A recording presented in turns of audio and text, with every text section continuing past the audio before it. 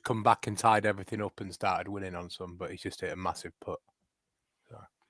Hello, everybody. I saw you do that, Alex. Mike you should tell us when you're doing that. Doing what? Going live. Why? Just been punctual. I don't want to get sued. Is it me or is he gone? Yeah, he's frozen. That's karma. That's karma, that, for being a bastard. Why am I being a bastard? Don't know. You froze for a bit then, Alex. Yeah. Do you know what? Mark, so am I, mate. Am I back now? You're back now. Yeah. Live in living colour. Youngies, that's nice. Thanks, Joanna. It's nice to be back. Thanks. Can't lay your shit, bastard. Evening all. Hiya, Bruce. So for anyone who's joining us, Mike is watching the golf, so he's not really here, which is not... Keep him muted. Yeah, good idea. Let's take him off. So... Sorry I'm late. Youngie got me messing about with that Harry Pell clip. I've Rolly and John'd it for you, Youngie. I'm just going to send it across. You got to be careful because Mike gets very prescient about intellectual property rights. Well, it was on a shared Twitter. It was on a shared account shared by all the pod, wasn't it? So I've got no problem with anyone putting that out. Yeah. Thank you. It's fair. If it goes on the WhatsApp group, it's fair game. It was quite funny. What is also going in the WhatsApp group at the moment is Sam trying to make us all feel jealous that he's jetting off around the world. I assume at the British taxpayers' expense. Well, if not, we'll just say that's what it is anyway. Well, yeah, you know now he does. You know now he does that other job that he trains people to be what he. Are we meant to say what we do? What he does? Are we meant to say that? Me and Youngie have more protected jobs than he does. Anyway, Sam said he's off to the party conference. I assume he means like the Christmas party or something. He's not because he's not in government anymore. He's not. Is he not to do with it? He's not to do with them anymore, is he? You'll like this Lord of the Rings style Lincolnshire map. No, just me. That's very nice. That's very nice. I thought that. No, Mark. Sam is not a spy. He doesn't have the ability to be a spy. Mike's made it sound now like I've really, I've threatened national security. Right. So I do have basically Q. So I do have regular interactions with people who work at MI5, or as we call it in the biz, 5. We shouldn't be so sketchy then, should you? And they'll stop picking you out. Yeah, true. But they're all called Brian, which is very depressing. And so's my wife. Here's Brian, and Brian, and here's Brian, and here's my wife. Yeah, exactly. I assume it might have been because of that. Thank you, and good night.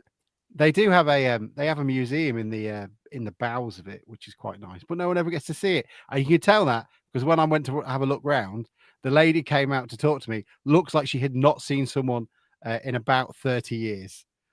She came out like eating a packet of quavers. It'd be like that in Grimsby library. Real person.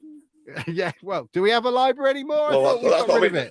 There's some little old lady that's downstairs that hasn't realised it's been shut down in the vaults on the old telegraph machine.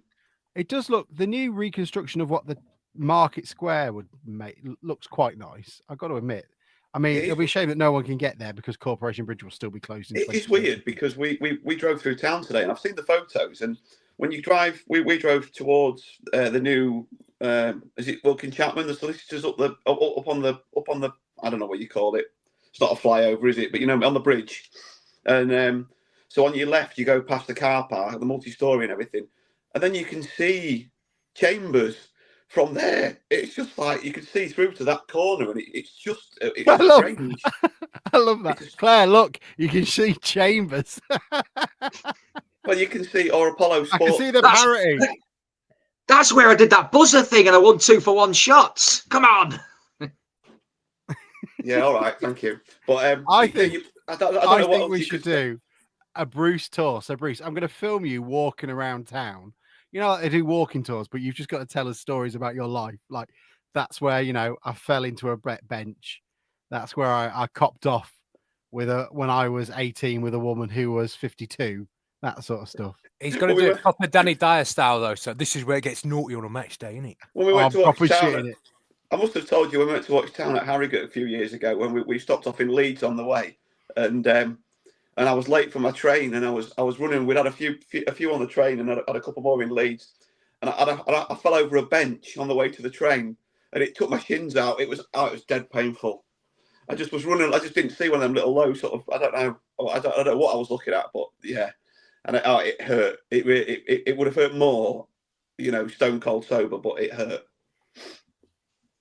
But yeah, I've sent you that anyway. It's been rolled. Or is it in the WhatsApp? Am I allowed to use it? Yeah, you can use it if you like. I mean, obviously, thank you, mate. It's not a problem. It's not a problem. But I'm not looking, but has Mike got a face like smacked ass? He looks like one of them animals that you see when you go in Pets at Home that's just been sat in behind a glass screen for like one of the guinea pigs or something. It's like, oh, look at him. He's just, oh, there's people. Oh, shit, they've took that hamster. Oh, dear. Aaron says, stop watching golf. Mike, pay attention, please, while it's talking crap time. My favourite comment someone put in the YouTube if you want to save 16 minutes of your life, pop to 16 minutes in. Yeah.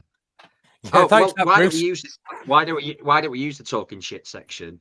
You said you wanted to play the game of what freebies did you get at the Screwfix convention? Oh, hang on. We use this opportunity. Oh, lovely. That's 5 minutes worth of golf. I'll see you in a bit, lads.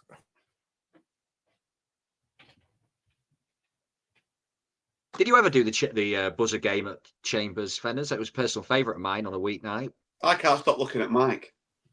I can't. It's like, I don't know. I just can't. Can we take his camera off? Mike, turn your camera off, will you? It's distracting me. No, don't. He's beautiful. I'll stop watching.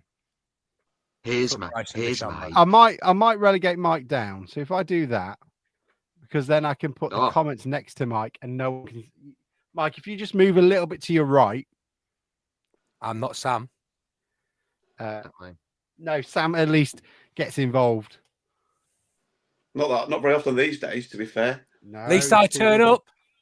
Yeah, exactly. Yeah, that is true. We might take the piss out of you, but you're here. You do. It's a bit like Michael Leary, isn't it? At least you're here, making an effort, putting a shift in, getting sent off after 56 minutes. Better than 35, though. I got a cup. Oh yeah, very nice. You know the bit that I mentioned earlier about like missing goals and missing games and stuff like that after the guy chatted to me in the fan zone yesterday. Is that okay for the chatting shit bit? Yeah, we can do that in the chatting shit bit. Absolutely. So this guy came up to me yesterday and he said, "Oh, you're on that podcast, aren't you?" And I assume he didn't mean Dave's one. I assume he knew which one I was on. But he said that. Sorry?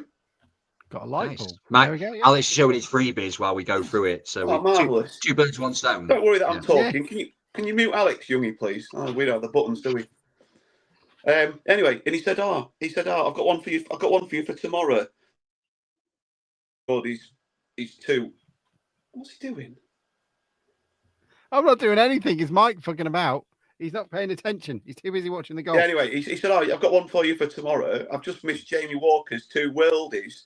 And he was doing, he wasn't looking for the first one. He was doing something. And the second one, he was in the toilet. So I missed the first one. The first one, well, I mean, they were both brilliant. I mean, we got you were there yesterday, Youngie, were you? I was. We got an absolute perfect view of the second one, didn't we? It set off outside the post and then it sort of swerved a little bit, but it didn't even hit it hard. It was just that accurate that it was. Anyway, so but we'll come on to the game obviously. But yeah, anyway, that got us talking. You know, I got me thinking like what's people missed, and I remember years ago, before you even went in '91 when we was going for promotion, we had a top of the table clash against Southampton, Southend, and. We had a free. Well, about 5 minutes before half time, I went with one of my mates. It was his birthday, and I didn't normally go with him, but I went with him. Oh, we go and get food now, Bruce. Oh, all right then. Okay, so but the game was going on. So we trotted off down. Dave Gilbert stuck a free kick in while we were behind the pontoon getting a pasty or something. And it was the only goal of the game. But it was just like, it reminded me of that. But obviously I missed the playoff final, didn't I, Mike? But yeah, and Nutty, who I go running with yesterday, he was at Tattershall Lakes for the weekend. And it's not even a proper holiday. And Come back for that. He said on Saturday morning that he'd ummed and ahed about whenever I last ran with him, Wednesday maybe. He ummed and ahed about coming back for the game, but decided not to. So he missed 7 goals, and Town's biggest win in the Football League since 1979 or whatever it was. Half our section were gone yesterday. Dave Mansdam was on a cruise, so he was in Scandinavia somewhere trying to get a signal, and Nick Wilson was in Ibiza. So yeah, half our section missed the game yesterday. Told them they can stay well away. But me and you collectively, Bruce, missed a goal. I don't know if you remember this, but the John McAtee Perla volley, no, the one at home. Both me and you were in the lower fin. Yeah, in front of the pit. Both me and you were in the lower fin. We're in the lower Finders bar. I always remember. So I think we just turned to the screen and we scored. That must have been after at least 15 minutes of the game then.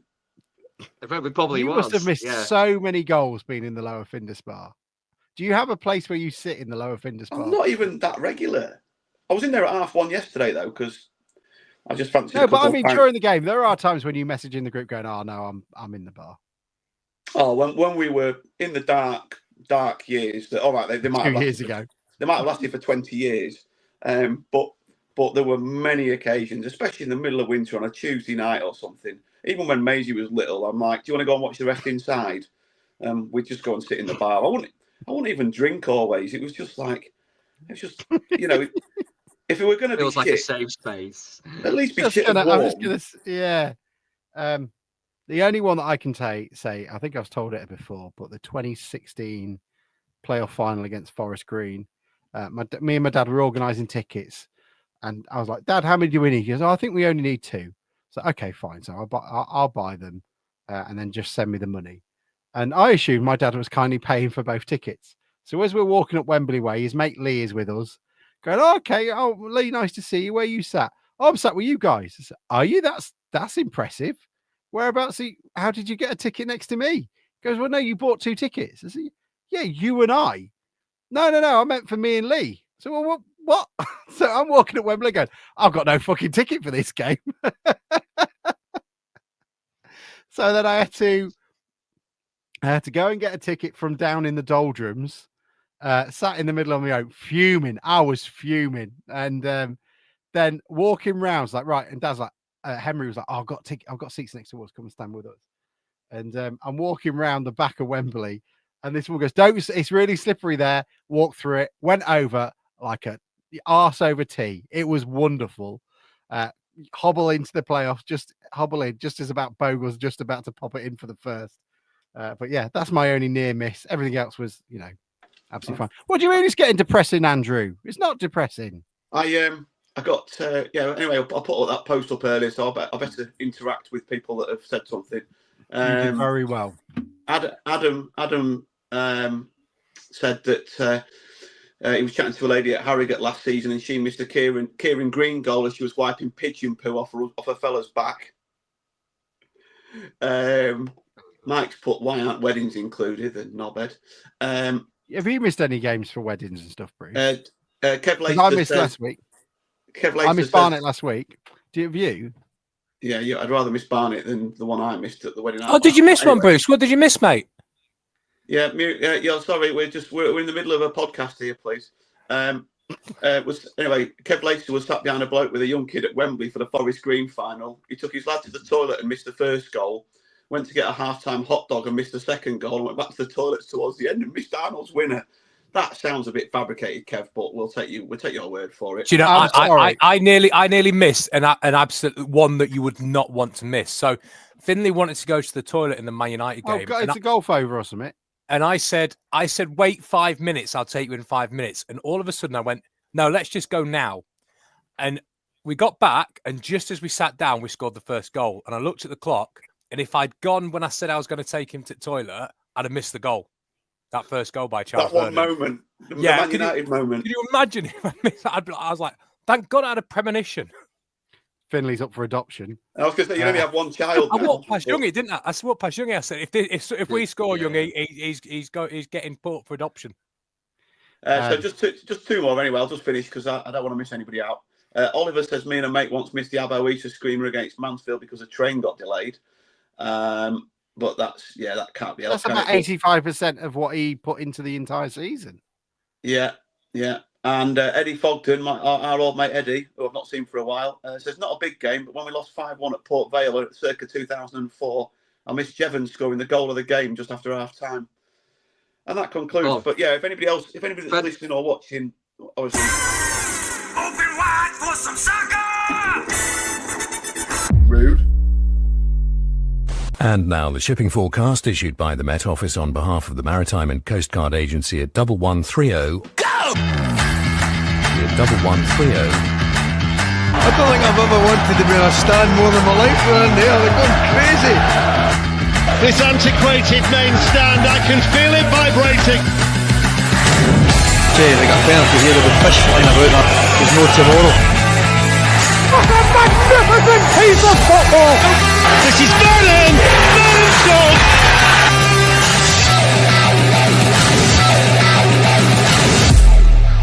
The supporters are invading the pitch because Grimsby Town have caused one of the biggest upsets in their history. Love it.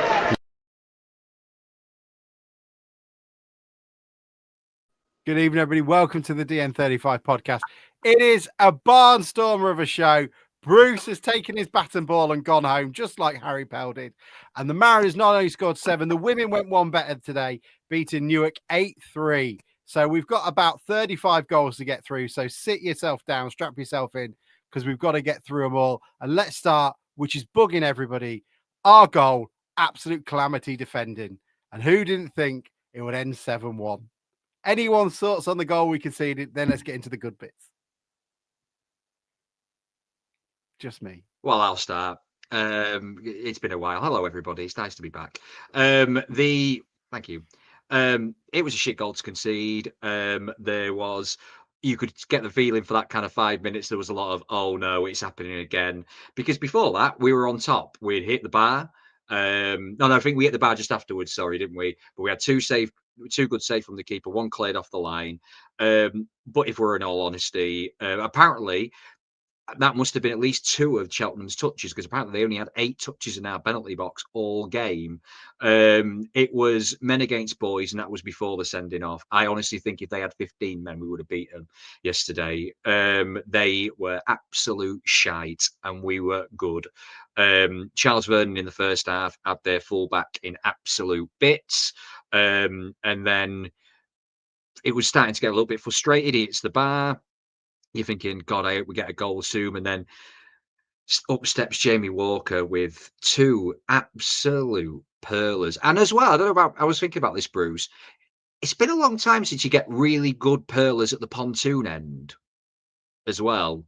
All the good goals over recent years have seemed to be at the Osmond. So it was nice to see a goal like that at the pontoon, or 2 goals like that at the pontoon end. But then the moment the match happens, doesn't it? Harry Pell, God love him. A man who looks like he's aged considerably since the last time we've seen him. He's the flowing blonde locks have gone. He looks a rugged, aged man, and he tackled like a rugged, aged man as well. The fact that he started walking before the referee could even get a card out suggested he know exactly what his consequences were going to be. And then second half happens. Lee Angle as well. Nice to have the ex-Lincoln lad also get sent off, because let's be honest, he didn't do much running while he was playing. He gets sent off as well. And then it's just a free-for-all, isn't it? It's we can make substitutions with half an hour to go. Sam Thornton, lovely to see his beautiful face again for half an hour, giving us a little cheeky show. And all in all, probably one of the easiest afternoons you could ever wish for, really. The last 20 minutes reminded me of an England qualifier against San Marino or an Andorra, where we just kind of parked in their kind of last third for the rest of the game. We never had it so easy. But a wonderful afternoon had by all. The sun was shining. I had beautiful fish and chips before it, and a good day. Oh, them bloody Mariners. Did you have fish and chips from a decent place, or did you go to the Mariners like Bruce does? No. I wouldn't touch the Mariners with a barge pole. I went to the Great White and had the fish and chip special. I shared it with my nephew, and the fish was freshly fried, and it was very, very nice. Highly recommended. There we go. Who wants to relive Harry Pell getting sent off? Yes, please. Right! That is off! That is disgusting. He has got to go, and there's no two ways about it. That's very good, Bruce. There we go. Well done, Bruce. Beautiful cutting together. Better than Mike's. Behave. Do you know what? I think Cheltenham fans will probably look back on yesterday a bit like we look back on that Bradford City game where Philip Moraes and Stephen Payne started to fight amongst themselves, where you feel like we've hit our nadir. And big shout out to the Cheltenham fans who, after about the third goal, started to celebrate our goals far more than we did. They'd certainly had enough of it. And I don't like Cheltenham, really. Nasty little club. But my heart went a little bit out to them when they've got to watch their senior pros acting like morons and then got over a 3-hour trip home after conceding 7. So good luck to them. Hope they go down. But did feel sorry for them for about 30 minutes. And then I found the Danny Wright stamp. I said I said, I'm really impressed. I said to Maisie and Gagsy that sits next to us, I said, I'm really impressed that how many of their fans have stayed. And then somebody said, they've probably come on the supporters bus and they've got no choice. So do you think in situations like that because I mean I would have been you have a whip round, you have a whip count. Who's ready to go? the day that we lost 8-1, I've told you before, I think, but the day that we lost 8-1, we were in a pub in Ferrybridge by the end of the game at Hartlepool, and I would have been at least at the end of the M180 on the way home yesterday if I'd have been in their end. But do you think maybe there needs to be, like, for occasions like that if you get more than half the passengers are sat back on the bus, that the bus goes, like there's a tipping point where it's like, right, if you lot aren't coming, we're all on the bus and the bus is going to leave early. The bus is going. I reckon the driver was on his taco, so he was. But the driver was going down for a fish and chippy tea. It's all right. I'll just go for a little walk and go and get myself some dinner. Claim it on my exes. Beautiful. And then suddenly he gets back to his coach about 4:15. Go, why is there a queue of people here already? He's gone, my phone's on low battery. Oh, they're 1-0 up. I'll put it on charge. I'll walk down the seafront. I'll go to Ernie Beckett's, walk back, good 40-minute walk. Comes back, 18 notifications on his phone. Gets on the bus. There's 30 people already sat on it. Come on, driver. Gotta go. Yeah, fair play to them though. They did. I mean, it's not about them. And I mean, Kev didn't even thank them for coming till right at the end. I was quite up. I was quite prepared. I wish he, but he didn't say. That's worse. Have you enjoyed your day? We hope you've enjoyed your day. He didn't say it. A sympathy thanks for coming from Bruce is the final nail in the humiliation, isn't it? No, Kev, give him it. Say thank you for coming. We hope you enjoyed your day. Safe journey home. And by the way, there's roadworks on the A180, so you'll be going on a diversion down the A18. Just what you were saying though about how bad they were. I don't know if you saw, but I looked at the league table, and 3 of the bottom 4 were relegated from League One last year. I mean, how often do we see this where a team comes down in free fall and just goes straight through? And as I say, you've got 3 teams that are on 4 or 5 points from 10 games, and the other ones are down there. I think who people have tipped to struggle for years is Newport, but yeah, I mean, you've got Shrewsbury, you've got them, and Shrewsbury, Cheltenham, and who's the other one?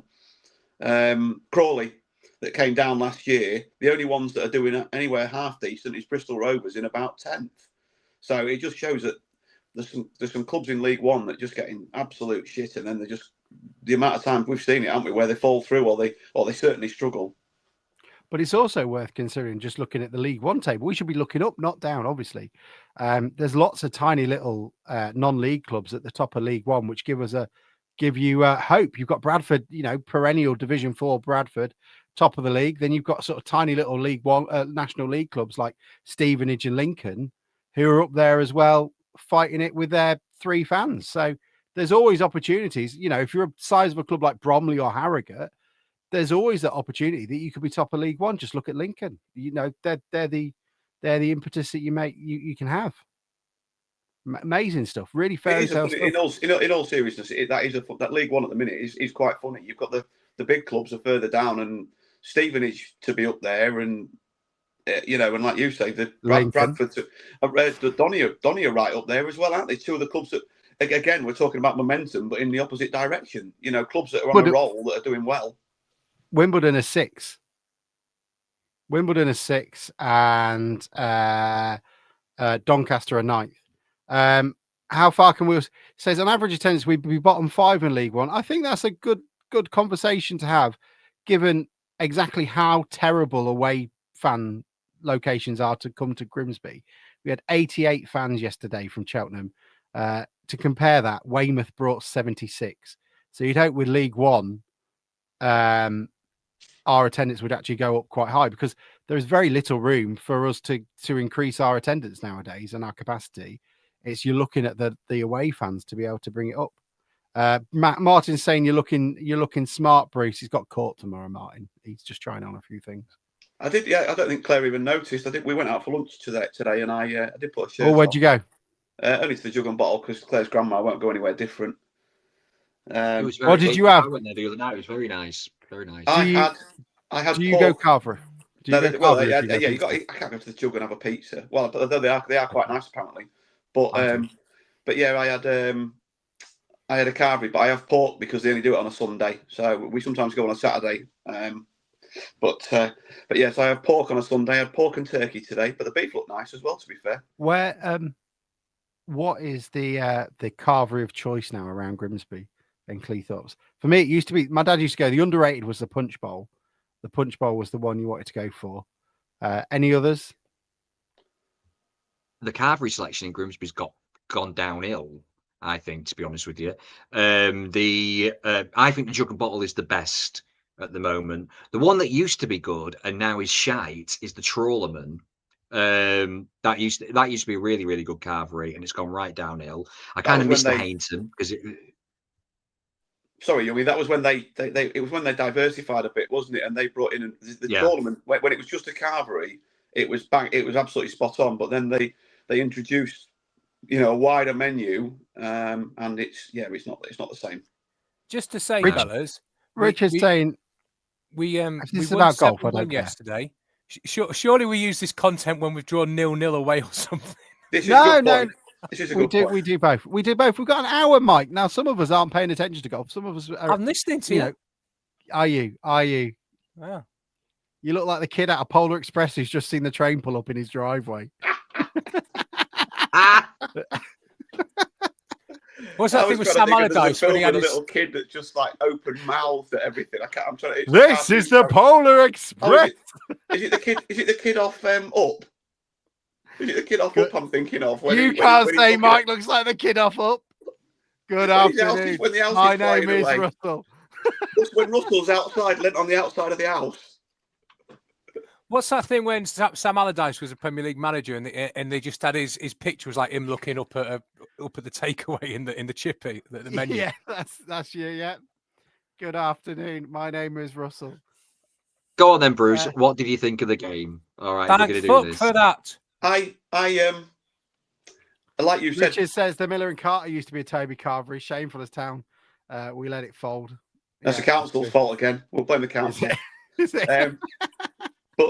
But no, it did sort of make me think that it was going to be one of them games, like you say, and the longer it went on with us not, scoring, and I was just it was a brilliant goal, the first goal, obviously, and the second one was equally as good in a different kind of way. But I almost felt a sense of relief that we scored those sort of goals yesterday, and we weren't knocking on the door and knocking on the door and knocking on the door. And to be in front at half time and have them down to 10 men was great in the end, and it meant that we didn't have a Bristol Rovers or a Newport or a Cambridge type game, that they had to come out. But when they went down to 10, they went one up front, didn't they? And then when they went down to 9, they went none up front.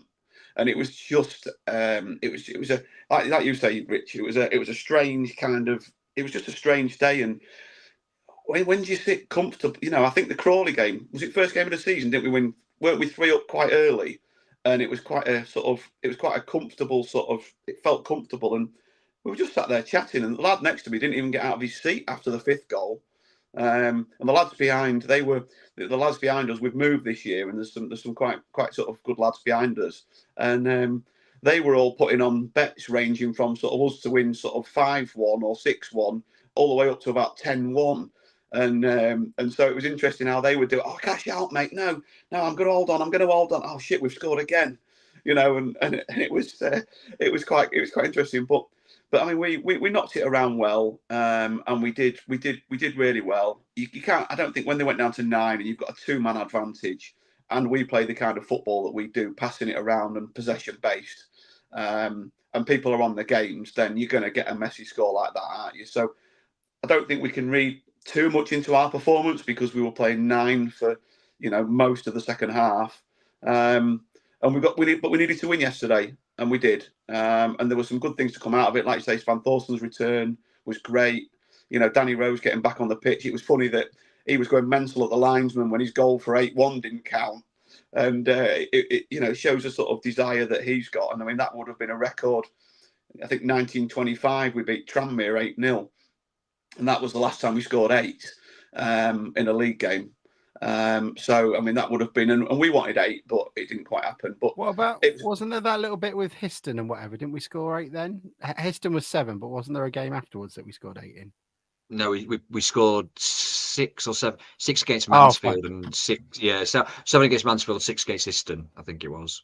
Okay, yeah, fair enough. So I don't think anybody's seen us score 8 goals, and I think, like I say, I think that's one from 100 years ago, which would have been nice. It would have been a one to. I was there when we scored 8, or whatever, but it's not quite the same, like I say, against. But it was a great day. We needed to win. We did win. We got to rest players. We got to bring players back. We've got a reserve game tomorrow, which means we can give a run out. We need to talk about that later, because you must be pleased as we punch. can give a return game. Look at his face. Look how happy he looks. I might put the day off work. It's only Alfreton, and yeah, it was a perfect day in the end. The goal difference might help at the end of the season as well. And now we go into some tough games, starting somewhere on Saturday where we usually get something. So let's hope that continues. There's so many bits to go through. I mean, couple of bits. I think the expertise of Jamie Walker and his little level above are one of the reasons we didn't fold. Incredible piece of magicry from him. Shame he didn't get his hat-trick. You can see he was quite close to it and didn't just quite come off. But that level, that additional level that we now have, could have turned that game into a 2-2. They went down to 9, but you then still have to get through them, and they're going to put every man behind the ball. We've all been in those situations when we've had a player extra, maybe not 2, but where you struggle to break them down. And one of the massive credits to the club were they were really patient. They recycled the ball a lot. And also I'd like to, patience to the Blundell Park crowd, because they can be quite quick to go, why are you recycling it? Why are you not just getting it in the mixer and seeing what happens? That was one bit. Another thing, I saw a couple of tweets coming out as we were 1-0 down, talking about KBA being lazy and not putting in the effort. I want to massively put out, that's bullshit. And for that, check the third goal. He runs past the guy as it's about to go out, is 2 yards behind him, and in about 30 yards, gets in front of him, pulls it back, gets it back in the box, and then Sweeney puts it away for our third. So hopefully those who put that out there are thinking again, because I think he's been exceptional. 5 goals already. Evan Corey, there's only 8 players that have scored more goals than him, and the same with Vernon. Charles Vernon will be slightly annoyed that he hit the bar. I can imagine him that step. Don't let him step inside you. What's going on? And it's great to see people like Stan Thorson coming back too. I thought it was a really professional performance, and it was a really good bit of farming, shall we say, to get our goal difference up. Because how much did we talk last season? And Youngie brought this up on social media. We're 3 points better off than we were this time last season, which doesn't seem that much. But as Youngie pointed out, what was the swing, Youngie, in terms of goals? We were on -4 goal difference, and now we're on +8. So it's a 12 goal swing difference, which is huge. And you think back to the end of last season, how much we talked about our goal difference is done. It's not going to help us at all. And it puts you in a different mindset when you're trying to scramble for those last few points at the end of the season. So the more we can farm it when we come up against weaker teams and score as many as we can, the better. And all in all, thoroughly professional performance. And it didn't end 3-1, something like that, which you can expect it to. Players seem to be quite keen on getting some goals in, and thoroughly enjoyable from everybody.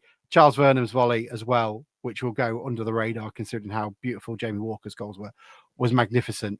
And considering the position he was in and taking that ball down, I think he's got Manchester United moments in his head going, I'm going to belt this. That's an honour he's done. Mike, you've unmuted. Is the golf on half time or something? Yeah. The most interesting thing before the game was that he obviously gave Corey a rest, which he probably needs, but he went for just the one sort of deeper holding midfielder and went for Green and Walker, and that's something he's done and spoken about before. I think it was Newport the last time he did it, looking to try and at home impress ourselves as the dominant team, which is quite a change from the years we've had in the past. You know, we're now trying to step on and say, look, we're at home. We're going to dominate. We're going to try and get on top of teams and sacrifice that maybe more defensive-minded midfielder and get somebody further up the pitch to score some goals and have some goal involvement. So I thought that was interesting. I thought their goal was really poor. We had about 3 players that could have done something with it, and none of them did. I think they're all culpable. Any one of those 3 players could have stopped that. But I'll be honest, I agree with Youngie. I think I had no fear in that from the 30 odd minutes I'd watched before we scored, that was going one way. I just felt that we were on it, and Charles Vernon was getting so much space out on the left. I don't know how you can be a professional football team, do scouting and watch what teams do, and not think, I can't give Charles Vernon space. And if I do, I definitely can't let him come in on his right foot, because he hit the post and had one off the line. And Jamie Walker's goals will overshadow what I think was a really good performance from Vernon in terms of setting the tone. And when he's on form and he's getting the ball and he's running at people, it just sets the tone for us. And we had that really early on. Great to see Harry Pell get sent off. I think I put on social media, bad things happen to bad people. So piss off, you twat. But yeah, you know, talk about, it was 7-1 and was against 9 men. But let's be honest, they sat with two banks of 4 in their box the entire half. Now, we've had discussions in past seasons about breaking teams down. Doesn't get more difficult to break 2 banks of 4 in an 18-yard box down. You know, I know they've got no out ball and we can just keep recycling the ball, but it's difficult to do that and then to keep going on and keep scoring. So that's a nice mindset to have. And one thing I noticed, which was different from the MK Dons game, is we really do seem to have worked out how to play when we've got an extra man, let alone 2. Get the ball to the edge of the 18-yard box, keep passing it along and you'll get the gap somewhere. If you just keep recycling the ball and keep passing it along, you will get the gap and you can dominate the game by scoring. So I think it was all round a great performance. There's obviously the context of the 2 red cards. You can't ignore that. That did affect the game. But they were both red cards. I think actually Angol was probably a straight red in the first half and probably a straight red in the second half, to be honest. Can I ask that? Because apparently I watched the games differently. I thought Angol's was a yellow card for the stamp because he basically landed on whoever it was. I thought it was both elbows. I thought both were elbows. Maybe Warren was Warren looked like he knew what he was doing. Sorry, mate. No, that's all right. No, all I was saying is I didn't see an elbow worthy of a yellow card in the second. The first one was absolutely. Rogers was saying elbow, wasn't he? Yeah, I might be being biased. I might be being biased, which is quite. I think the camera hit it. as soon as he's done one on Warren and got a yellow card, he's not going to get away with another. Gus, they'll just walk up to the ref and say, "You've booked him for the same thing. You've got to get him off." So it's crazy. I don't know why you would do that. It's a total head loss. It's great to see from a club like Cheltenham. I love to see that. But another thing, you get Sunsup Bell on. He gets involved, gets his chance to get an assist, which was quite a nice assist, really. He gets some game time. Danny Rose is coming back. Svan Sorsen's back on the pitch with a lovely set of locks he's got now, Copy and Doug. So we're getting to that stage now where we're starting to get players back. And talking back to the Barnet game, it was a game where we were quite injury hit in terms of what options we had. Now, when you're looking at the bench, you're starting to think, well, if things aren't going well, we've got some really good players that can come on and change it. So, great day. Great day. We were always going to win it, though. We're always going to win that game. And the big thing was a massive response from what was a pretty poor performance against Barnet. And I think it was Cod Almighty putting out some tweets saying it's been flat since Manchester United. I don't think performances have been as good. Milton Keynes first half completely different, absolutely phenomenal. But there has been an element of we're not necessarily reaching the same attainment levels that we did against Crawley. And Milton Keynes were exactly the same, but obviously we didn't finish it off particularly well. That was absolutely what everybody needed. Bit more confidence. We've got a tough run of fixtures coming up. It's an opportunity for us to try and go into those with our danders up and to put some pressure on those above us, because 4 points off top, it's 10 games in. You are now legally allowed to look at the league table, and we're doing all right. We're doing all right. Yeah, it's a massive game next week now, isn't it? Salford just above us, and they lost yesterday, didn't they? I believe Salford, and yeah, they're there to be having a go at, and why not? And I fancy us more in that environment. I fancy us against a team that are going to open up against us a little bit more and try and have a little bit of a tennis match with us, because I think anyone who does that will beat them. If you come at us, we can get back at you just as well, and we've got the players to do it. We've got the players to stretch. So yeah, and I agree with Michael Yarborough. European football next year and League One football. What a treat for everybody. And you've got to really think about that. Given the strength and depth, we're going to need that when we're playing Saturday, Thursday. When do the Europa League or Conference League we go into when we win it? I don't really know. Europa. I think it's Europa League. I think Europa League. So you're playing Saturday, Thursday. We're going to need to have a strong team capable of being able to play on a European front and also play in League One. So it's going to be a big thing. And then obviously Championship the following season, playing in the Champions League after winning the Europa League. So lots of pressure on David Artell to make sure he's got players capable of doing such a hard shift, because as Sam will attest to, coming back and forth from Baku and Azerbaijan is a hell of a trek. Get your passports renewed. Young, you can do them. 2 for 1. All aboard the train to Bratislava. Young, you'll sort you out. Yeah, yeah. Come through on your Albanian passport. Be quite fun. Do we have charters for most of the Europa League destinations from Humberside Airport, or we'll be able to charter some? You can. It's fair. You can connect anywhere from Amsterdam, so that's it's easy. You know, that's not a problem. But I'm because you're as high as a kite. Yeah, that's it. Yeah. Whether or not you get past Amsterdam, that's the challenge. Did you make it to Baku? No.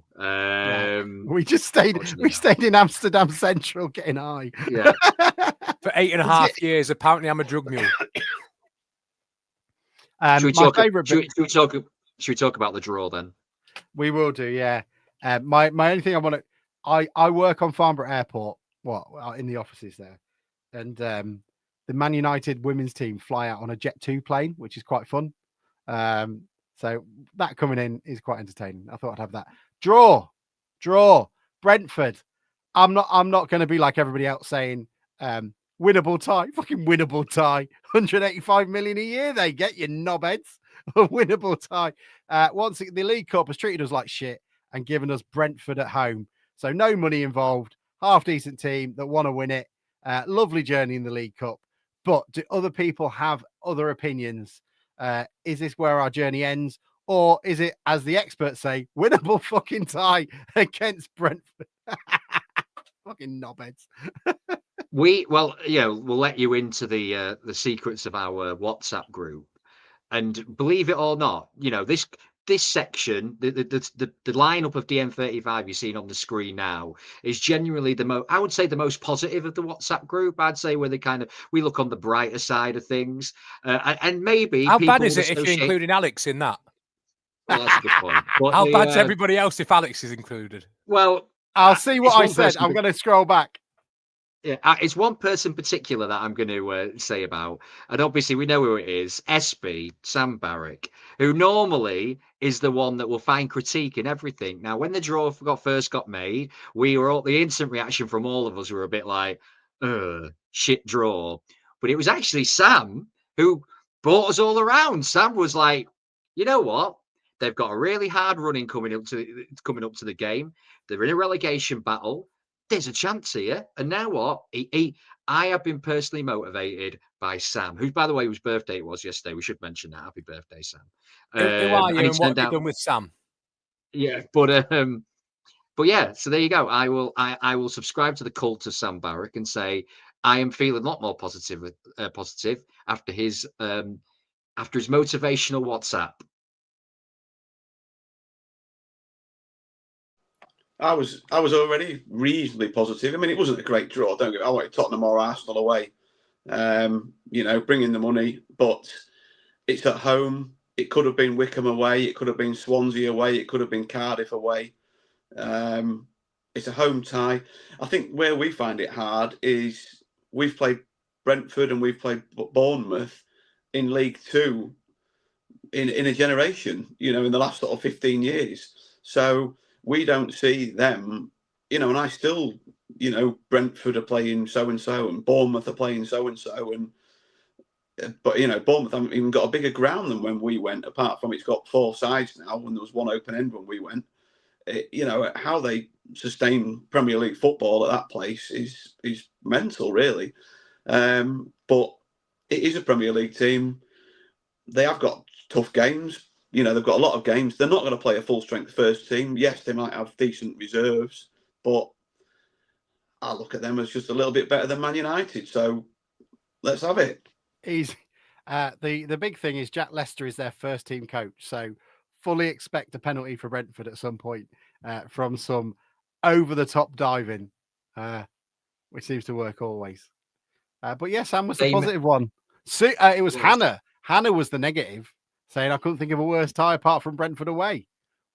Yeah, there is an element in the group. There is an element in the chat of people that I think they've been planted by other sources to bring us down. In our chat, there's an element of people who don't come on the podcast who try and be negative and make us more negative. And if someone hears that there's been a snail found in someone's prawn sandwich in the bar in McMenemy's, then our pod chat goes into overdrive. We hit 7 at home against Cheltenham, and you don't hear a peep from anybody.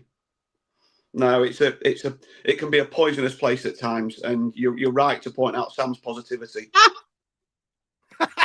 Bruce, as head of HR, would you like to let us know who are the fonts of the negativity? I'm not in charge of the pod group.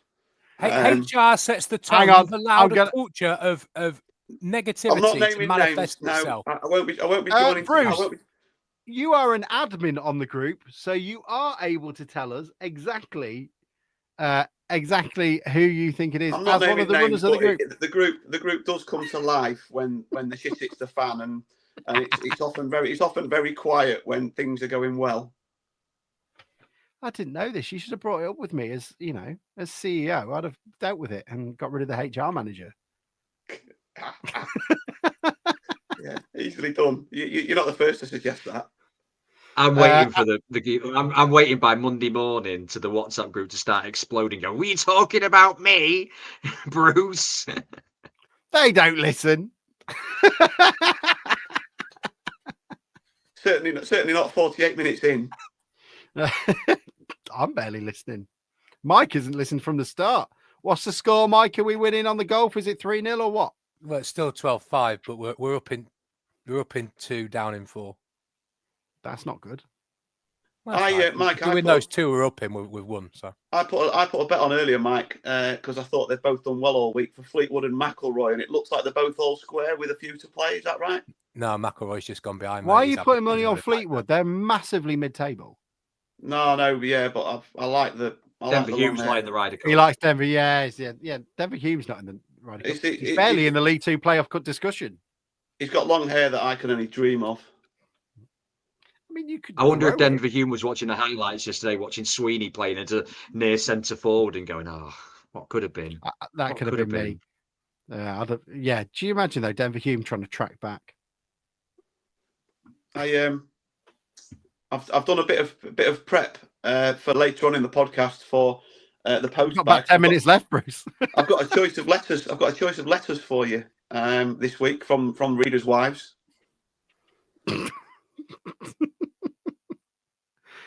My husband's out to sea. I'm lonely, and I'll be at the Winter Gardens this Wednesday. Come and meet me at the bar. I think I met her once. We do need to speak to Dan Masden, Youngie, about getting the Bags Ball on now. Because didn't we say if we beat Man United, we would do the Bags Ball? Yes, we do. You're right. We need to do that. We need a venue. We need a venue, don't we? Doc's Academy. Dan Masden's got the keys.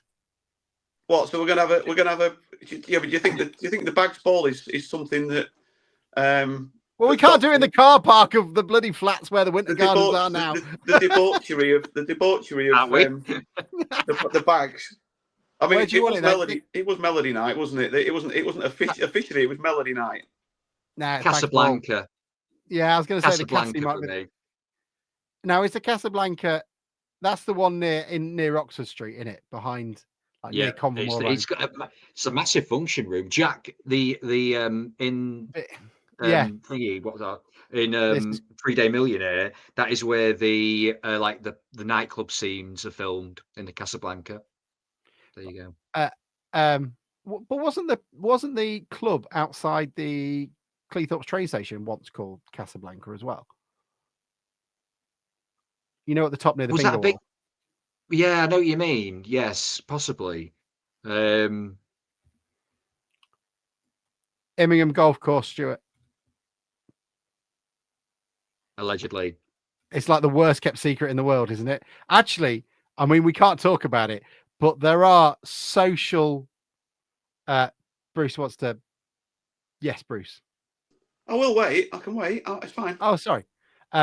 Someone should do a social dissertation on how rumours grow, and using Harry Pell as the subject, because as years has gone on, this rumour, which has never been substantiated, has just grown, and I think that contributed quite significantly yesterday to him getting sent off. This rumour that even we won't touch. Yeah, exactly. We won't touch it. No, we won't touch it. To be fair, Mike, there is quite a couple of rumours that we won't touch currently on this podcast. Oh, let's have the best. Do you know what? We'll do a Patreon one. We'll do if you pay us 20 quid, we'll do a secret Zoom meeting and we'll put you in touch with all the rumours. It'd be like a really filthy version of Club Call. I was just thinking. Why have we got a paintbrush? I was just thinking, going back to the Melody Night tribute evening. How about we go sort of 2025 and we take it to Benidorm, to Morgan's? Well, I'm in Benidorm at the end of October, so I'll do some scouting for you. We could take it to Morgan's Tavern in Benidorm. Stop trying to make this a money laundering scheme and use it as like a booze cruise back. It's full of fags in the back, and Youngie has to look the other way. Yeah, but four coach loads of people from Grimsby and Cleethorpes, you know, going from Leeds Bradford to Alicante and then on the bus together. Oh, it'd be Youngie could do a set on the bus. Oh, 100%. Like I'm going to put this public now. Actually, I'm going to say this: if we get promoted, we're going to do the DN35 out into Benners. Weekend in Benidorm with all our podcast listeners. We'll go out there and we'll celebrate. Come and join us. Can we just set off at Tattershall Lakes? It'd be cheaper to go to Benidorm. It probably would do, actually. It would be, Yeah, absolutely. It'll be Notice you hid the comments. yes. Thank you, Aaron. Really appreciated. We all know what we're talking about, but this goes live on YouTube, so appreciate it.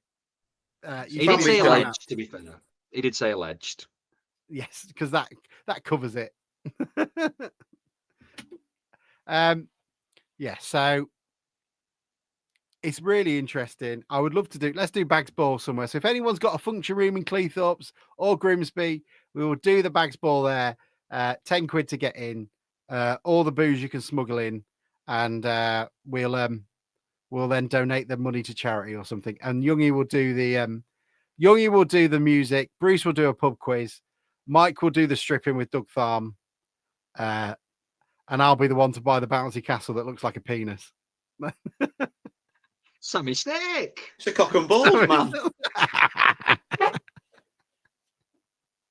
I think that'd be good. There we go. So anybody got anything else to add? We've barely touched Grimsby Town 7, Cheltenham Town 1. Actually, no, I thought we gave it a half decent review. Who else stood out that isn't getting Jaden Sweeney. Jaden Sweeney, great to see him on the score sheet. Disappointed he didn't get his hat trick, I saw. I know it looks like because they've got 9 men, we're just putting people in the box. I know he moved into midfield and played as sort of a left-sided midfielder. But if you do watch how we play, he is quite often our most advanced player. When we've got the ball in and around the box, he's always in there. And for a team to do that with a left back, so I know he inverts and he's in midfield, but then he gets forward a bit more. I think just tells you everything about how we're trying to play football and how we're trying to score a lot of goals this season. So I thought he was. I thought we missed him last week. Actually, I thought he's quite calm on the ball when he gets going. So I think he did well. And just McEachran is just another level, isn't he? I thought he before they went down to 10 men, I thought he was recovering so much of the ball, which was what was making Burnham have so much space, is that we were getting the ball, turning it back over really quickly, and it was always McEachran that was doing it. But we know he's on a different level, that lad. I think somebody said to me yesterday as well that one of our lot said, I can't remember seeing Cameron McJanet make a bad mistake. He's just solid game after game after game.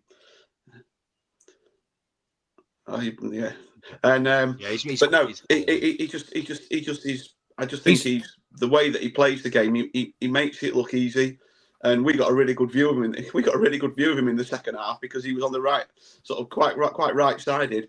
And I thought one other thing that was really funny yesterday, and you might not have heard it from wherever you were watching, but when towards the end, Youngie, last sort of 10 minutes, we got it around the edge of the box and everyone was sort of quietly, there was a shoot, and then Harvey Rogers had 2 shots, and it was like, and then it got to McEachran, shoot, and it got to Harvey Rogers, don't shoot, because he had 2 Fuck's sake, Harvey. he cleared the Osmond with 1. And he'd had a couple of goes, and it went to every other player. And it was poor old Harvey, when it went to him, it was just like, don't shoot. He's living off his Harrogate glories, isn't he? That's it. You could tell he got excited every time that ball came near, and he was like, I'm in for one today. But I see Toonsup Bell mentioned, I thought he looked good when he came on, and that assist was really good, wasn't it? Like that little mazy run and kept it in touch and then pulled back. I thought that was finally a bit of glimpse of what we might get from him. I see a couple mention about, I see kind of contradicting messages about Odor as well. I thought he was all right. The problem is he has no right foot and he's playing on the right. So every time he was getting the ball, he was having to cut inside. And I think a lot of the time in the first half, especially not so much in the second half, but in the first half, he was essentially going backwards every time he got the ball. And I think so play was kind of breaking up a little bit on the right hand every time it went down the right hand side. When you compare it to Vernon on the left, who was comfortable with both feet, outside, inside, he was doing it all. Odo has got no right foot at all. Clearly, he's here for standing and nothing else. It was signposted quite a lot what he wants to do because of that. So when you defended against him, but it's his first start for the club, I think. So I think you've got to. I thought he was all right, and I think you've got to give him a chance to get up to speed. But just going back to McJanet, I think he's probably one of our most undervalued players. I think McJanet's calmness, he doesn't make many mistakes, if any, and his ability to play the ball and be left-footed, and that he's not slow. I just think he's one of our most underrated players. I think he's quite integral to a lot of the good stuff we do. Richard says someone shouted to Rogers, try one more, and he had a laugh with the lower.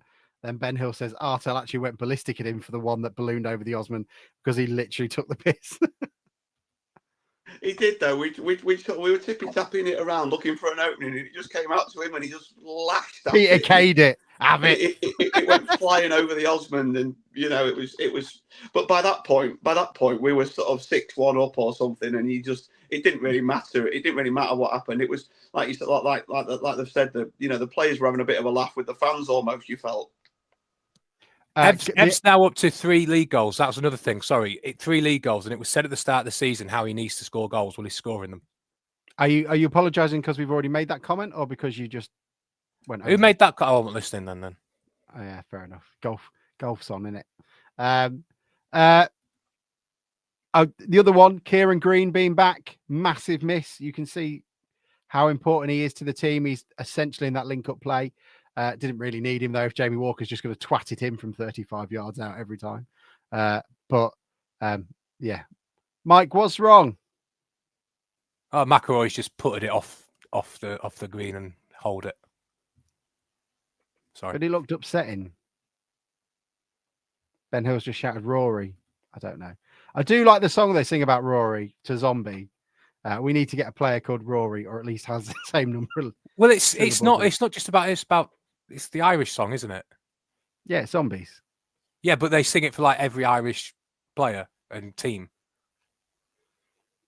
It's time to finally sign Rory Balding, isn't it? Your time's come. Finally is important. Yeah. So, Bruce, what's in your mailbag? Bruce, have I got a jingle yet? What's in your sack, Bruce? Well, you've got a choice today. Wake up, little Susie. Wake up, Mr. Postman. I've got a choice. Yeah, well, he has got a jingle. I did one, but you didn't use it. So, yeah, because stop sending me fucking copyrighted music. Right, you've got a choice today. I've actually got a letter to the Sports Telegraph from a Scunthorpe United supporter.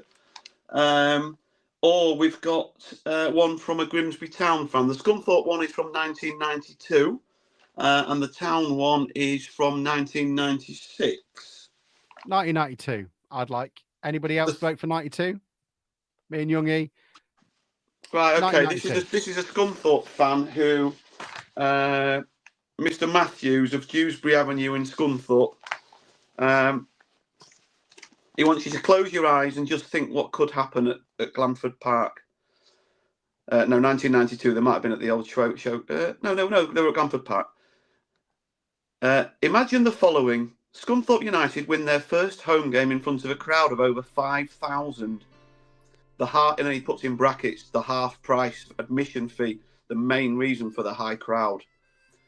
By mid-September, Scunthorpe United are in the top 3, and home attendances for the following 2 matches have been around the 4,000 mark.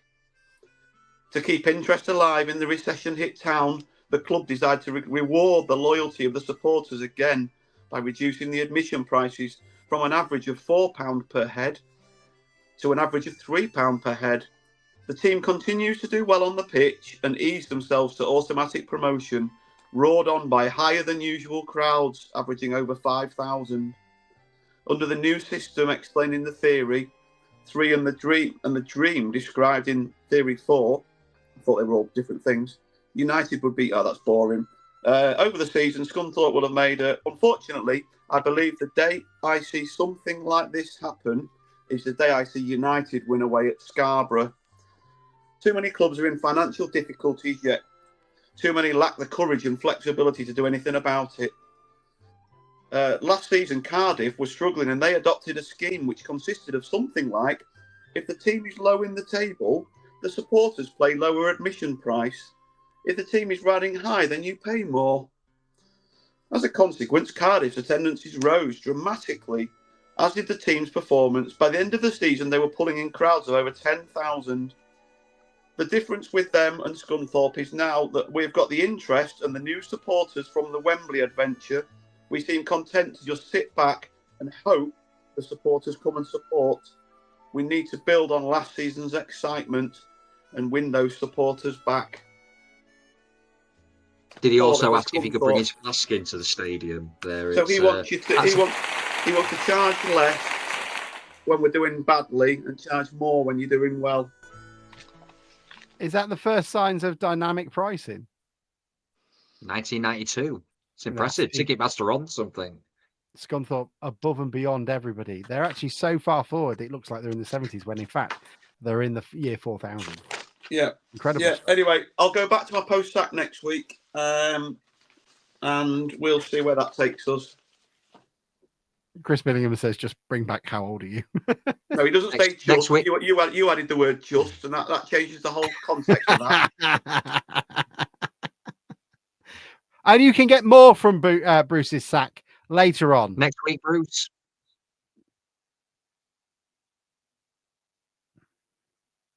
That is no reference to anything that we've discussed tonight.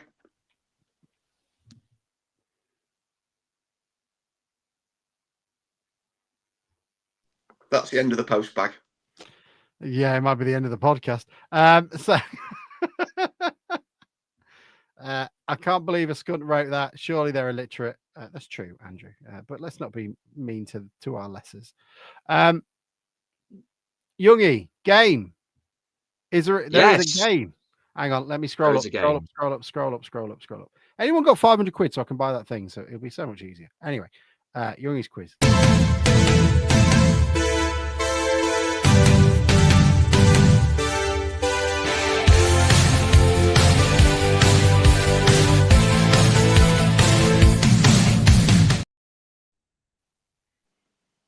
Hi, everybody. Welcome to my game for tonight. Hopefully, this next week, let's push for how old we were returning. But seeing as though yesterday was a special day where we scored 7 goals, I thought I would theme today's game on, and I've entitled it Spankings. So basically, I have picked out a selection of games over the last kind of decades or so, a bit further out, in fact, up to the 90s. Higher score margins. So all of you involved, so that includes you, Mike. Though I can't see anybody right now, that's fine. But everyone involved. Bruce, so stop pointing things up. basically, I'm going to give you a game. I'm going to give you a game, and I need you to tell me who played in that game, who was in the starting 11 or the subs bench. So the first game is from November 2023, and it is Grimsby Town 7, Bromsgrove 2, FA Cup first round replay. Alex, I will start with you. You need a player. Sorry, who scored? Yeah. So who played in that game? Bapaga, Will Bapaga. That is incorrect. He was not at the club at that point. 2023. Ah, such a shame. You sure? So Fenners. Are you making me doubt Bromsgrove? Wasn't that in Bromsgrove Sporting when we was on that? We was away. That wasn't a replay, was it? No. Are you sure? Oh, sorry. No, I'll start. Sorry, it wasn't. No, I apologise. It was the. Oh shit! I wrote Bromsgrove. Oh no! Oh, this is a disaster. You mean Slough? Oh, Slough. That's the one. Slough. Right. Oh, Yeah, unlucky, Alex, Slough. you're out. Start again, Alex. Slough, November 23. Oh fuck. Shit. Harry Clifton. Harry Clifton is incorrect. He was not in that. Well, I'm so glad that I got to participate in this game. Yeah. Venice. Danny Rose. Danny Rose is correct. Charles Vernon?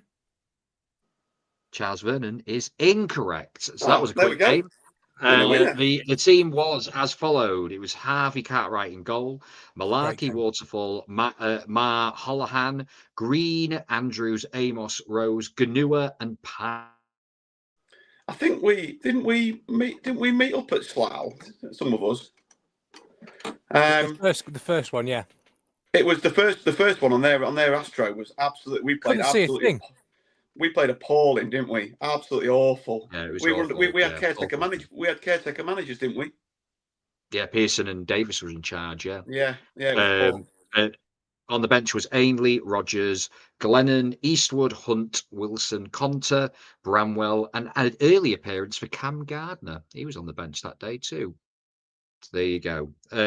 Next one is from the 1st of January 2011. We actually spoke about it earlier. Grimsby Town 7, Mansfield 2. We'll start with Bruce. Bruce. Liam Hearn. Liam Hearn is incorrect. What? Mike. Could you just repeat the year? Sorry, it was 7-2 Mansfield. In what year? 1st of the 1st, 2011. Sean Pearson. Sean Pearson is incorrect. Alex. This is a poor show tonight. Am I allowed to showboat and go for a Mansfield player who also played for Town? No, I need a Grimsby player, please. Fine, Peter Ball. Peter Ball is correct because he scored a hat trick that day. Yes. Can we just play on for fun now? Yeah, no, let's go. Because I'm winning. No, you've won. You've won. I just think we went a little bit early then. I think we had someone like Darren Kempson probably playing in that sort of era. Darren Kempson. Yep, Darren Kempson was playing in that game.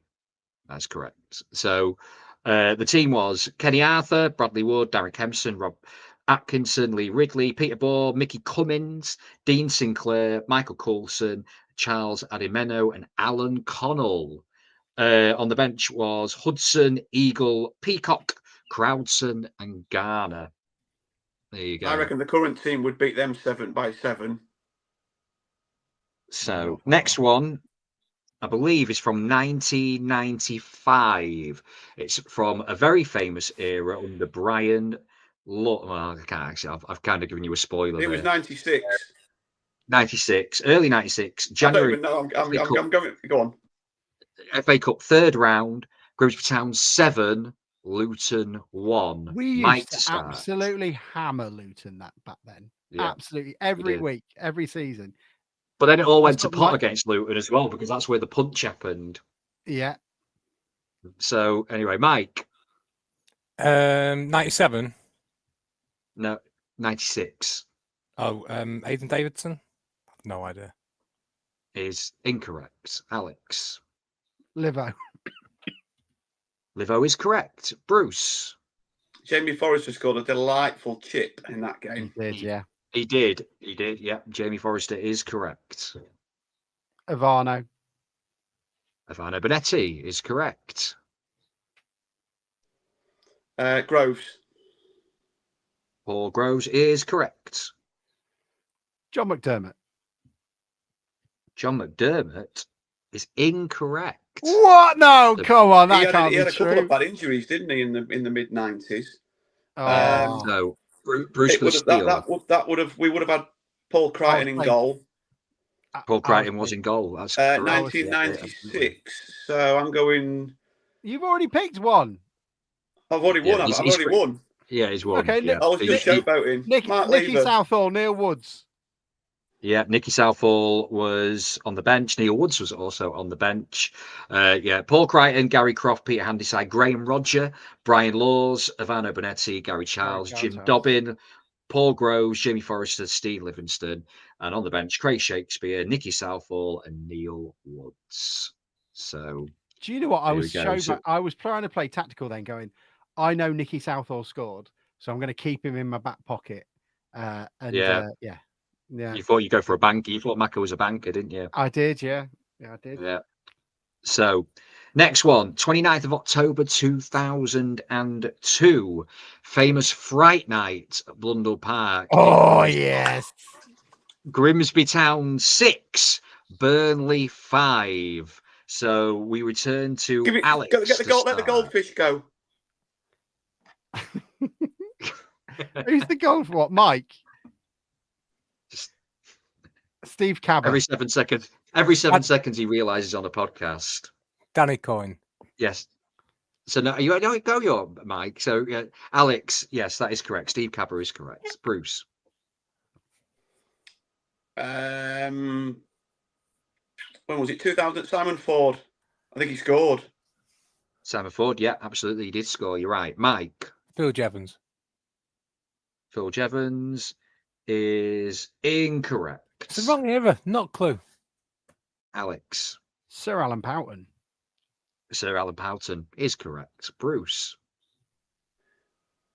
Oh, come on, Bruce. I've got you on this.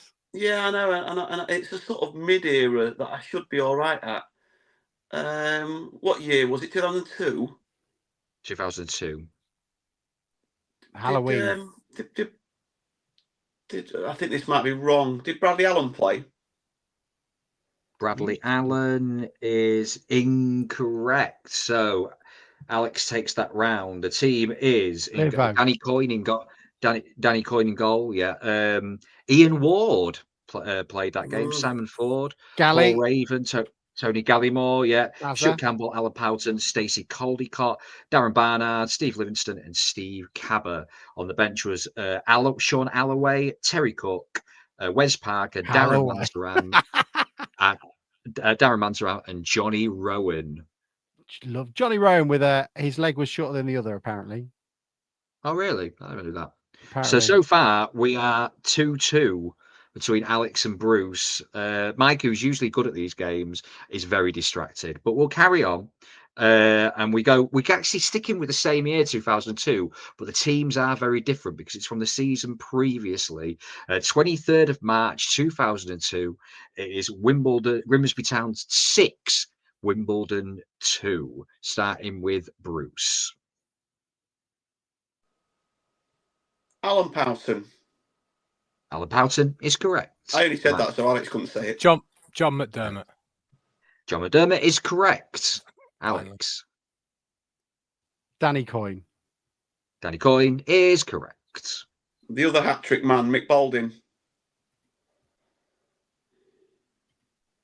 Sorry, Bruce, that didn't come through. Can you just repeat for us? I said the other hat-trick man, Mick Balding. Mick Balding, absolutely correct. Just checking. Is Rory Balding included? No, I'm joking. It's not my thing. Wait, it's Mike's go anyway. Mike. Phil Jevons. Phil Jevons, yep, absolutely correct. Yeah.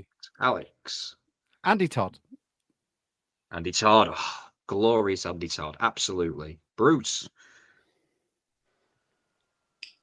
As a player manager must have been involved. Groves. Yep, Paul Groves, absolutely. Centre back with Todd, probably centre back with Todd, I would have thought. Yeah, this is a better round so far. I'm enjoying this. Mike.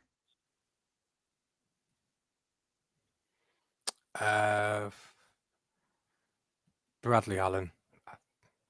Bradley Allen is correct. Fucking hell. Alex. Stuart Campbell. Stuart Campbell is correct. Bruce. Oh, shit. How many are there left? About 5, I think. Oh, is it only starters or people who came on? I think. No, except subs as well. Except subs. Even non-playing ones? Even non-playing ones, yeah. Got the squad. You're fucked, Bruce. Yeah. I am genuinely struggling. The season before, so who were the lone players that we had that did so well? There was Andy Todd and we had somebody else, didn't we?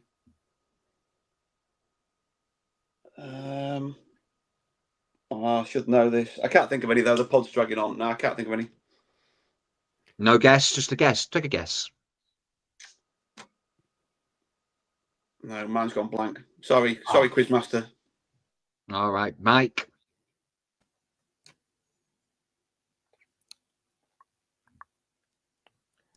Simon Ford.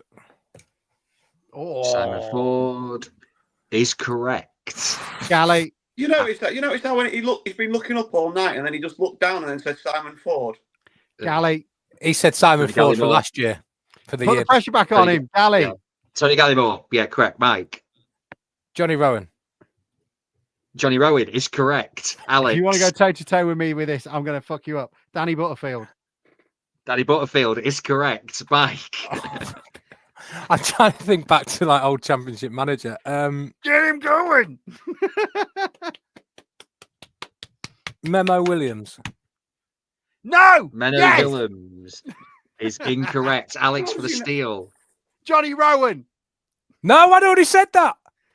Ah, Steve lost. Crowson. Yeah. Simon Paul. Wayne Burnett. That's a draw. I'm having a point. Yeah, I will Yeah. give a This is joint not- point there. This is joint not point? the fucking Ryder Cup. This is not the Joint Ryder point? Cup. Could do with an half. This is bollocks. So, yeah, you basically got them all, Alex, in the end. But you're right, Mike did say that one, so No! you can't have it. You can't have a tie game. So you know the score. So currently the score is 2-1, still 2-2. Basically, it's going down to the final game, and it is final one, and it is from the 13th of October 2015. Grimsby Town 7, Halifax 0. And we start with Mike. James McEwen. James McEwen is correct. Paintbrush. Alex. Oh shit. Marcus Marshall. Marcus Marshall is correct. Bruce. 25th. When in 2015 was it? October. October. Podge. Podge Hammond is correct. Disley. Craig Disley is correct. Alex. Craig Clay. Craig Clay is correct. Bruce. Sean Pearson. Sean Pearson is in there. Mike.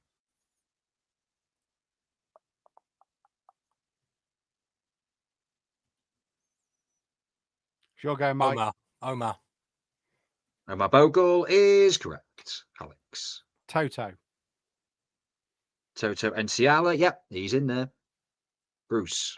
Disley. Nige, you're gonna get. Disley has out. already been said by Has it? Alex. So yeah, so Disley, you are out of the game. Mike. Tough Nathan- break. Them's the breaks, Bruce. Nathan Arnold. Who was that? Sorry, Mike. Nathan Arnold. Nathan Arnold is correct. Alex. Andy Monkhouse. Got to be Andy Monkhouse. Andy Monkhouse. Yeah, absolutely. I wrote down Andy Monk here, but he's Andy Monk. Monkhouse. Take out the Monk. Mike. Oh. Who's the left back? Who's the fucking right back? Oh, Josh Gowling. Josh Gowling is incorrect. I think he signed later that season. So Alex to steal. I'm gonna. Was I'm getting distracted by Bruce. Was everybody's favorite barbecue guest Scott Brown there? Scott Brown is absolutely in that squad. So Alex wins 3-2. The final was James McEwen, Richard Tate, Sean Pearson, Toto Richard Enciala, Tate. Connor Townsend, Nathan Arnold, Craig Clay, Craig Disley, Scott Brown, Andy Monkhouse, Marcus Marshall, Omar Bogle, Ben Tomlinson, Podrick Amond, Danny East, Jack McCreff. There we go. So congratulations, Alex. You win the spanking. Congratulations. Oh, who doesn't want a bit of a spanking? Absolutely.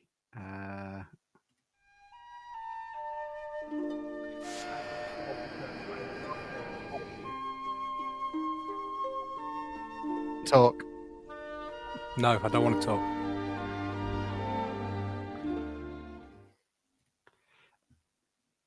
We have a letter in from Board in Surrey that says, Alex, I am now a member of the Southeast, and to fit in, I've started to like golf. I know I'm a middle class wanker, but it has now gone deep into my soul, and I cannot get more excited than watching middle-aged man try and put their balls in a hole. And it's not going very well. Right, come on, let's go. Oh, all right. All right. Oh, Jesus. Oh, well, that ends your Grimsby Town winning 7-1.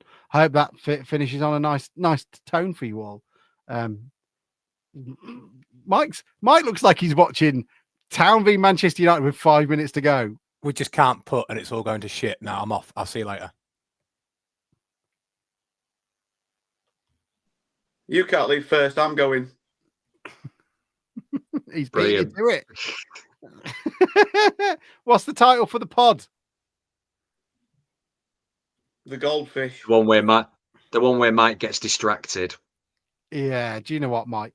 This is a bit like Bruce coming on like half an hour in, going, "I'm here. I've saved it," and then leaving 2 minutes after the 2 seconds after the final credits roll. I think you should call it "Don't Choose the Hamster." I don't know what that means. Open wide for some soccer! And now the shipping forecast issued by the Met Office on behalf of the Maritime and Coast Guard Agency at 1130. Go! At 1130. I don't think I've ever wanted to be in a stand more than my life around here. They're going crazy. This antiquated main stand, I can feel it vibrating. Say, they got a penalty here, there'll be fish flying about that. There's no tomorrow. What a magnificent piece of football! This is Vernon! Vernon scored!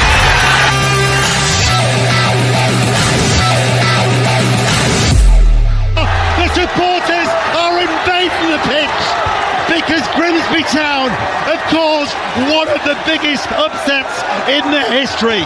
Love it.